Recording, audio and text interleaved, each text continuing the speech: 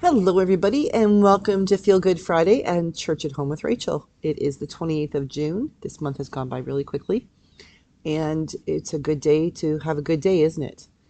It's a Friday in Canada. It's the Friday of a long weekend because Monday is July 1st, which is our national holiday, our July 4th for those of you who are American friends. It is not really our Independence Day, but it is the day we recognize ourselves as a national entity. And for those who are paying attention around, there might be people who recognize this or who don't like to recognize it because it is very much a white holiday. It's a day when we acknowledge who we are as people who formed the country that we call Canada. But for many people, for some people, especially for in our Indigenous population, it's a recognition that this is the day when we put a stamp and named something that was already in existence. So that's July 1st. But that's Monday, so we'll deal with today. I don't know about you, but I have these days lately. I think it's because I have too much, as my friend Cheryl says, in my bishop brain.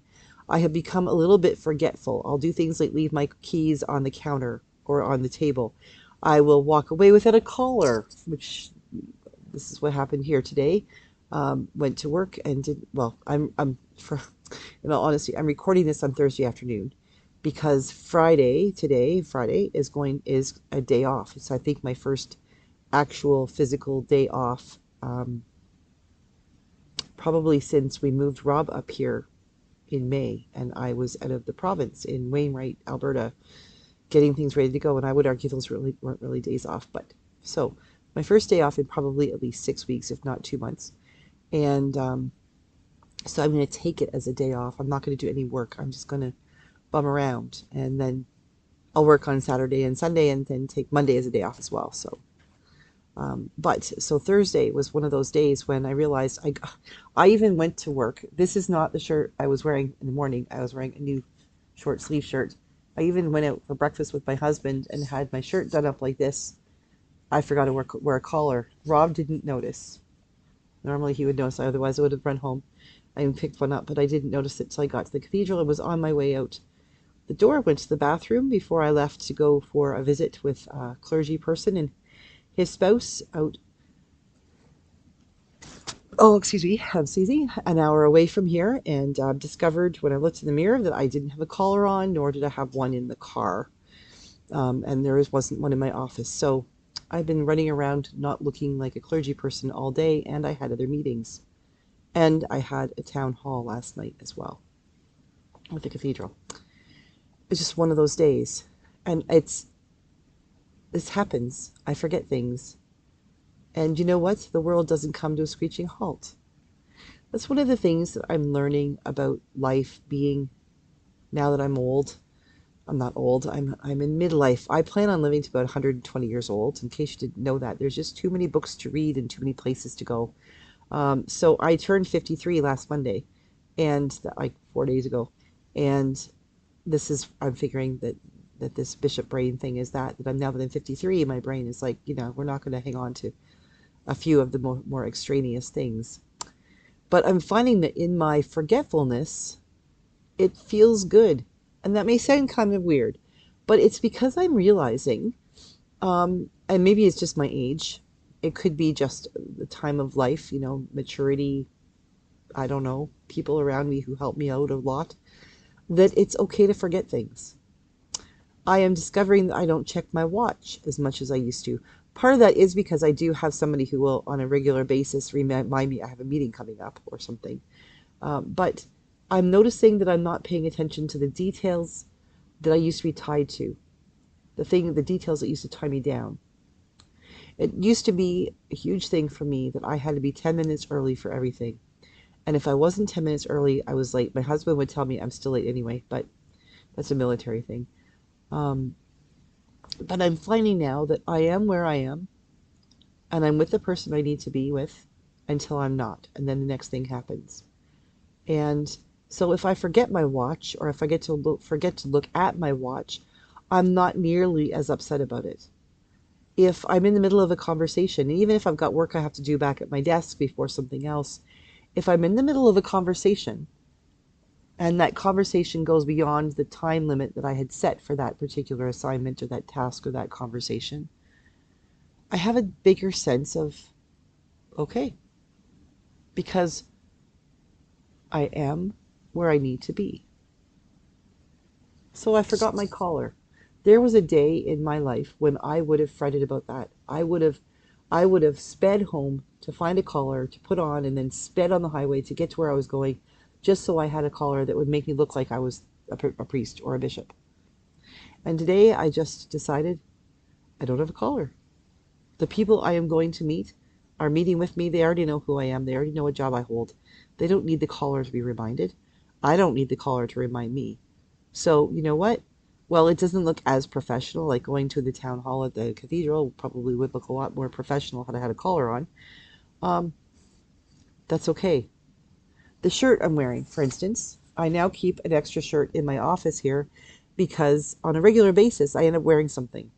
This afternoon I had been out at a meeting out in Shiloh, and they have this incredible little coffee shop there called Cursed, and they sell incredible coffee. I got a flat white, which I discovered is like 3 shots of espresso and steamed milk, which gets me the energy I need to keep going. And I got that. I had some of it in the car, didn't spill anything. And then juggling everything to come into the church with my keys, I poured my flat white all over my shirt. But no panic because I had this shirt hanging in the closet. And if I hadn't, then I would have just said to everybody, had an accident. This is me. Get over it. Becoming accepting and feeling good about what is becoming a huge thing for me. It feels good to have the attitude that, okay, this is who I am in the moment that I am in. This is what I have to give. I have nothing more to give right now. I will give everything I have. Sometimes what I have to give might not be as much as what it might be tomorrow or an hour from now or an hour before, but I will give you everything I've got. And if that means all my attention, you get all my attention. If that means that I do 15 minutes of really hard work on writing a letter, then I do that. If it means that I have to sit back and say, okay, God, I need some time to pray, then I pray. Even if in my prayers I'm completely scatterbrained or really having trouble focusing, at least I'm trying. I'm learning that it really does feel good to simply accept what is as a thing. Lately, people, I think they're getting frustrated with me, but I'll say it's just a thing. It's not a good thing, it's not a bad thing, it's a thing. I also say things like no harm, no foul. There are times when I'll say something or do something or somebody does something to me or says something to me, and they're coming from a place of frustration, or I'm coming from a place of frustration, and I say something and maybe it's a little bit hurtful or it's short, or I bite somebody's head off, and at the end of it all, I haven't really done that much damage, and if they're forgiving, they'll understand. And like when I fight with Rob, sometimes I come home and I'm just so frustrated and we get into a tiff about something ridiculous. And at the end of it, we apologize. And my thing is no harm, no foul. Really, because we're being human and because we love each other, we can give ourselves that grace. We can say, you know what? You didn't mean to snap at me. I didn't mean to snap at you. Nobody has actually been hurt. And it's not the same things as sticks and stones may break my bones, but names will never hurt me. Words will never hurt me. Words can hurt. But when something happens and you really are with someone that you love or that you have a good relationship with, you can say things and you can ask for forgiveness. And the recognition is that we give each other some latitude. We give each other the space we need to acknowledge that that wasn't what I intended. What happened is not what I meant it to have happened. And it's okay. Is it okay for it to happen again? No. But it's just a thing. I get a flat tire in the car. I can get mad. I can go and kick the tire. I can hurt myself. I can curse and swear that my tire is flat, but it's still flat. Or I can recognize I have a flat tire. I need to call CAA, or in the States, that's the Canadian version of AAA, and they'll come and they'll fix my tire, or somebody will come along and help me, and then I'll go and I'll pay the money to get the tire fixed and put back on the car. And being angry about it and saying that's a bad thing does me no good. As a matter of fact, it actually makes things worse, like getting mad because I spilled coffee, my flat white on my shirt. What good does getting mad about it do? Nothing. It's just a thing. Not good, not bad. It's just a thing. It's amazing how good you can feel when you let go, when you just let go. Let go of the worries, let go of what it appears to be, let go of the fact that you don't have a collar on when you really should, let go of the fact that you have a flat tire when being angry about it won't help change the flat tire, and just accept that it's a thing. And once you get to that place, then your brain is freed up to discover how you deal with that thing.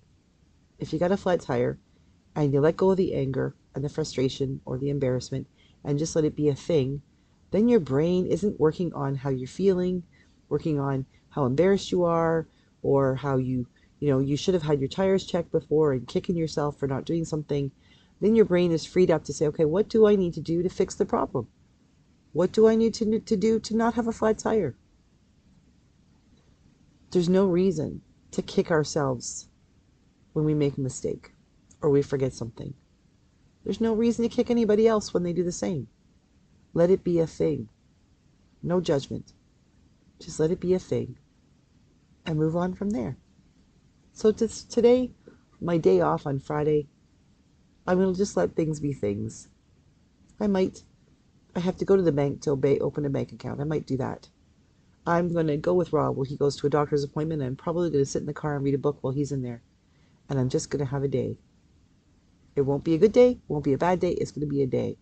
It's going to be a day that is a day in the life of Rachel, a day in the life of me who recognizes that a day is a beautiful thing. So I hope you have a day that becomes a beautiful thing. I will see you again on Sunday for Gospel on the Go, because I will be in Swan River, about 4 hours north of Brandon. But then I'll also see you again on Monday for Church at Home with Rachel. May this be a blessed weekend, and may you all take good care of yourselves and each other.